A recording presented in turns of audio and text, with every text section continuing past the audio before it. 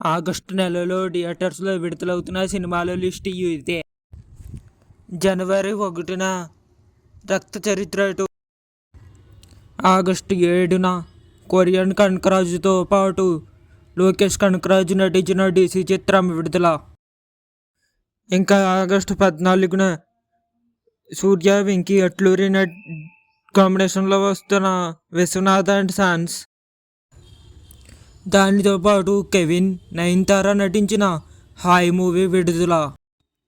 Annapurna studios సపోర్ట్తో వస్తున్న పళ్ళు పరుసు సినిమా కూడా ఆగస్టు 14న విడుదల అవుతుంది. మాస్ మహారాజా రవితేజ, శివ నిర్వాణ కాంబినేషన్లో వస్తున్న ఇరుముడి చిత్రం ఆగస్టు 21న విడుదలవుతుంది.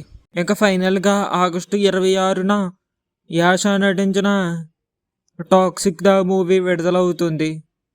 ఇది ఆగస్టు నెలలో విడుదలవుతున్న నోటబుల్ ఫిలిమ్స్ లిస్టు. మరిన్ని వివరాల కోసం మన ఛానల్ని సబ్స్క్రైబ్